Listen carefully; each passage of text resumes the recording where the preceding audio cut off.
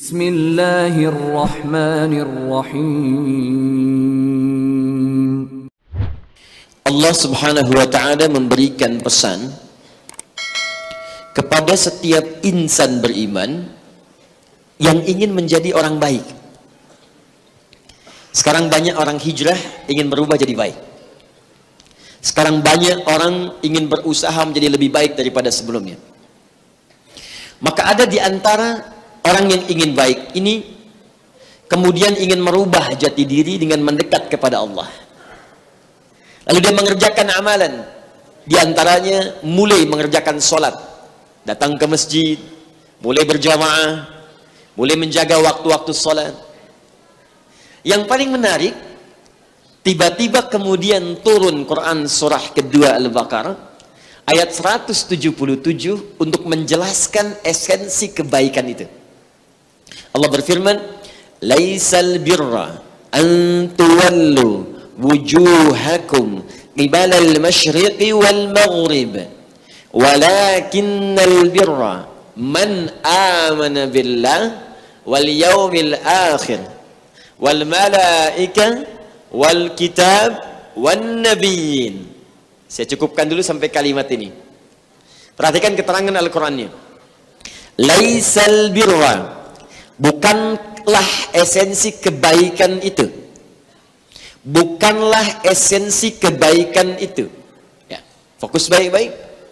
Antuwallu wujuhakum qibalal masyriqi wal maghrib. Bukan sekedar dengan Anda datang kemudian menunaikan ibadah, namun sekedar menghadap ke timur atau barat saja. Ya, menghadap timur atau barat di sini maksudnya sholat. Maksudnya salat. Kita di sini menghadap ke kiblat, arahnya barat, ya kan? Yang di barat ngadapnya ke mana? Timur. Ya, itu kalau ada istilah timur dengan barat maksudnya kiblat. Ya, karena itu kalau orang tidak tahu arah kiblat dan berusaha tidak menemukannya, maka kata Al-Qur'an, silakan menghadap sesuai keyakinan dia, maka timur dan barat milik Allah. Seperti diungkapkan di Quran surah kedua Al-Baqarah ayat 115. Walillahil masyriq wal maghrib fa aynama tuwallu fa thamma wajhullah. Maka jangan takut, kata Allah. Kiblat itu acuan, sesungguhnya yang kita hadapi itu Allah. Salat menghadap Allah. Kiblat itu acuan saja supaya ada keseragaman, nikmat kelihatan salatnya. Gak kebayang kalau di masjid TSM ini satu ke utara, satu ke selatan, satu ke barat, satu ke timur, ada yang ke Cilunyi, ke Cicahum, dia. Ada yang ke MU, ada yang ke Liverpool, dia. Makanya diatur satu arah supaya indah nikmat kelihatannya. Kata Allah, kalau tak tahu kamu, sudah berusaha tak ketemu, maka menghadaplah. Tapi kalimat Qur'annya indah. Allah yang akan menemukan kita. Fathamma wajhullah, bukan fathamma wajhallah. Fathamma wajhu, fa'ilnya Allah. Ya, fathamma wajhullah, Allah yang akan menemukan kita. Jadi kalau ada kalimat masyriq wal maghrib yang dimaksudkan salat. Nah, kata Allah, kalau Anda pengen jadi baik, ingin merubah diri, lantas ada orang yang ingin berubah jadi baik, dekat dengan Allah, maka biasanya dia akan mulai menampakkan perubahan dengan menunaikan salat. Ya, ada yang menghadap ke timur, menghadap ke barat, maksudnya menghadap ke arah kiblat. Tapi kata Allah, tidak cukup sekedar Anda tunaikan salat dengan formalitas saja. Takbir, bacaan, ruku', sujud, tahiyat. Jika Anda benar-benar ingin menjadi orang dikerjakan, kata Allah, yang bisa merubah Anda menjadi orang baik. Karena hal pertama dari hikmah salat, fungsi salat yang disebutkan dalam Al-Quran, itu otomatis akan merubah pelaku salat langsung menjadi orang baik. Buka Quran surah ke-29 ayat ke-45. Ya, Quran surah ke-29 ayat ke-45. Kita hafal ayatnya insyaallah. Ya, cuman bagian pertamanya jarang dihafalkan. Tengahnya hafal. Innas salata tanha anil fahsya wal munkar. Utslu ma uhya ilaika minal kitab. Itu awalnya. Wa aqimis salat. Innas salata tanha anil fahsya'i wal munkar. Kata Allah, sebelum salat pelajari dulu bacaan-bacaan salat, ketentuan-ketentuan salat yang diajarkan oleh Rasulullah SAW, tertuang dalam Alkitab, ada di Al-Quran, ada penjelasan Nabi. Lalu tunaikan salat dengan benar. Jika benar menunaikan salatnya, maka orang yang benar salatnya ini akan dijadikan oleh Allah berubah jadi orang baik, terbebas dari dua sumber keburukan. Saya sering mengatakan di berbagai tempat, orang yang tidak baik itu penyebabnya cuma dua. Tidak ada yang ketiga. Di buruk itu cuma dua sebabnya. Kalau bukan fahsya, pasti mungkar. Fahsya, keburukan yang bersumber dari syahwat. Ya maaf, pornografi, porno aksi, LGBT, kata-kata kotor, jorok, itu fahsya. Jadi orang salat, mustahil kalau salatnya benar bisa menjadikan dia menikmati fahsya, mustahil. Orang salat misalnya, maaf, senang nonton gambar-gambar yang tidak elok, mustahil. Tayangan-tayangan yang dilarang, mustahil. Berkata-kata jorok, kotor, mustahil. Ya kalau salatnya benar. Sekarang coba dicek ya, antum yang pegang handphone dalam sehari berapa jam pegang handphone? Dan berapa kali menemukan konten-konten fahsya? Kalau Anda merasa menyukai itu, berarti sholatnya ada yang tidak sempurna. Bahkan kalau ada yang merasa menikmatinya, ada yang salah dalam sholatnya. Jadi kalau sholat kita benar, begitu muncul gambar tidak elok atau tayangan yang tidak baik, Anda akan palingkan. Anda buang gitu. Buang. Lihat WhatsApp ada iklan, tutup, kembalikan. Lisan istighfar, astagfirullah, tutup. Dan tidak terlambat, astagfirullah. Tapi lihat. Ya, jadi ada 3 kategori. Berpaling langsung istighfar, astagfirullah. Ya kan? Kemudian yang kedua berpaling tanpa istighfar, berpaling saja dihapus. Yang ketiga ini yang agak banyak, ya, nggak berpaling tapi istighfar. Baik. Mungkar, keburukan yang diingkari oleh hati. Sumbernya nafsu perut dan akal. Mencuri, korupsi, maaf, ya, nyogok, berkelahi, berselisih, mencela, itu mungkar. Makanya ketika dicela, hati kita mengingkari. Ketika mencela pun hati kita menolak. Silakan cek, ketika Anda berkata kotor, hati Anda nggak akan ridho. Makanya setelah itu Anda menyesal. Anda di lampu merah, ya tiba-tiba di klakson orang, Anda marah-marah. Lisan ketika mencaci itu, ketika mencela itu seketika ketika Anda berhenti mengeluarkan kalimat kotor itu, hati Anda akan berkata, apa yang kamu lakukan tadi? Sebetulnya bisa ditahan. Itu yang diingkari oleh hati, mungkar namanya. Ya, korupsi bagian dari mungkar. Mencuri bagian dari mungkar. Makanya pencuri pun nggak mau dicuri, Pak. Silahkan cek, pencuri mana yang mau dicuri? Nggak ada. Ya, 3 orang pencuri, 1 bosnya, 2 sedang aksi. Ya tiba-tiba ketika balik, yang satu nyelipkan uang di kantongnya, nggak disetorkan semuanya. Diperiksa sama bos, kok kurang nih? Coba dicek. Begitu ditemukan di kantongnya, bosnya berkata, kamu mencuri ya, padahal baru maling. Itu mungkar. Jadi orang yang sholatnya benar, itu mustahil berbuat fahsya dan mungkar.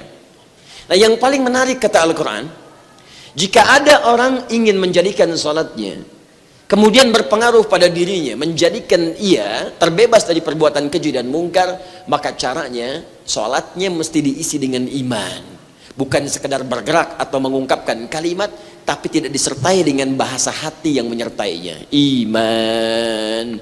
Di sini akan mengantarkan pada awal kajian kita dengan tema yang telah dituliskan.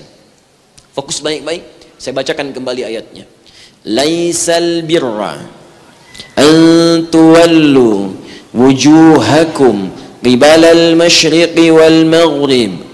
Bukanlah esensi kebaikan yang bisa merubah orang dari yang tadinya kurang baik menjadi baik. Perhatikan cara menerjemahkannya. Mohon maaf saya perdalam sedikit ya. Saya ingin menunjukkan keindahan diksi Al-Quran. Di Quran itu jenis kebaikan setidaknya ada 6. Yang sering disebutkan 5. Yang ke-6 itu yang paling menarik. 1, tayyib. Apa yang namanya?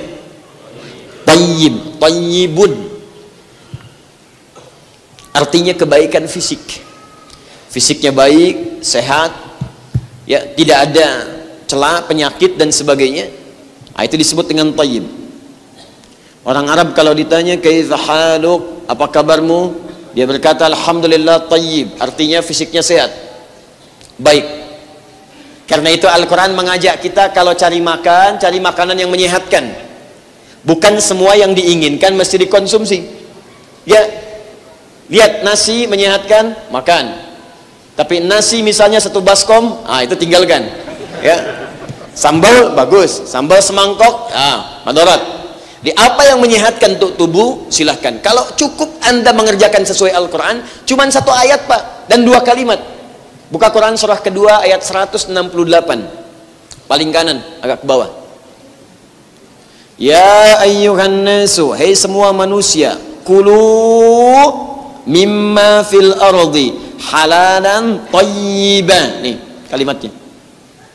Hai semua manusia, silahkan makan, nikmati kehidupan di bumi, konsumsi ya dengan cara yang halal. Lalu dari yang halal itu belikan apa yang menyehatkan untuk tubuh. Enggak semua harus dikonsumsi. Nah, itu baik secara fisik. Yang kedua, kalau kebaikan itu kemudian berubah menjadi sifat. Sifat jujur, sifat sabar, sifat tawadhu, sifat, maka berubah kalimatnya dari thayyib menjadi khair. Khair ditemukan misalnya di Quran surah ketiga Ali Imran ayat 110.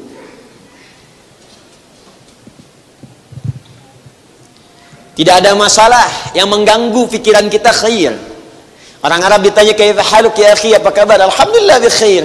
Enggak banyak masalah yang mengganggu pikiran saya. Alhamdulillah thayyib, saya sehat. Khair. Quran surah ketiga ayat 110 ya. Kuntum khaira ummah. Kata Allah, kalian itu umatnya Muhammad sallallahu alaihi wasallam adalah umat yang terbaik. Umat yang terbaik. Sahabat-sahabat Nabi dipuji oleh Allah. Yang tadinya jahiliyah diturunkan Quran berubah. Orang paling jujur. Kalau ada orang sabar itu yang paling sabar. Kalau ada orang tawadhu itu yang paling tawadhu. Sehingga turun pujian dari Allah. Kuntum khaira ummah. Makanya buktikan itu lewat akhlak. Jadi kalau ada orang misalnya jujur, kita yang paling jujur. Ada orang yang sabar, kita yang paling sabar. Khair. Ketika sifat itu dipraktekkan berubah menjadi sikap. Jujur itu sifat, disogok tidak menerima itu sikap namanya. Maka berubah khair menjadi ma'ruf. Jadi apa?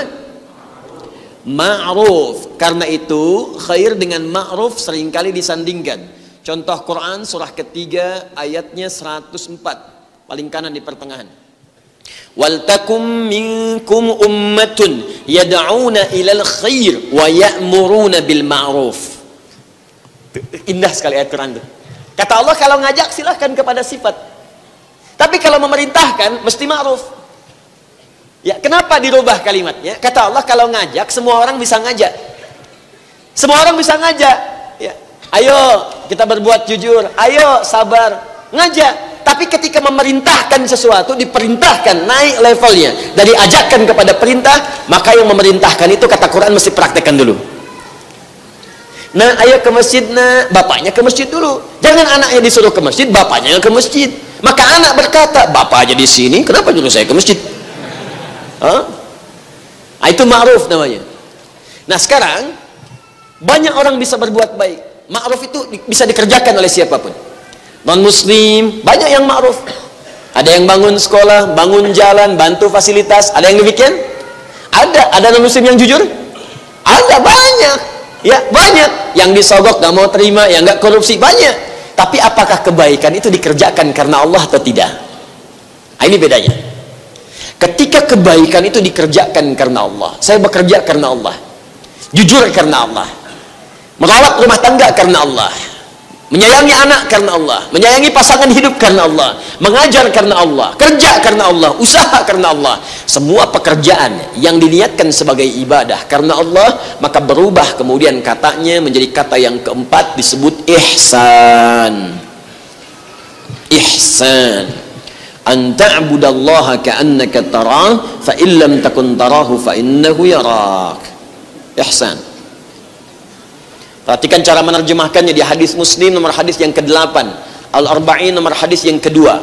An ta'budallaha ka'annaka tarah, fa illam takun tarahu fa innahu yarak. Engkau menjadikan aktivitasmu sebagai ibadah karena Allah, dan kau merasakan diawasi, ditatap oleh Allah walaupun engkau tak bisa menatapnya. Demikian cara menerjemahkannya. Ya, engkau jadikan aktivitas sebagai ibadah, minummu ibadah, berpakaianmu ibadah, makanmu ibadah, kerjamu ibadah, niatkan karena Allah. Sebut bismillah sebelum minum, bismillahirrahmanirrahim. Berpakaian bismillah, bekerja bismillah, ya, angkat telepon bismillah, Bismillah karena Allah, maka berubahlah pekerjaan itu menjadi ibadah, ada pahalanya. Lakukan karena Allah dan merasakan kita itu sedang disaksikan oleh Allah. Anda sedang ujian, diawasi lewat CCTV.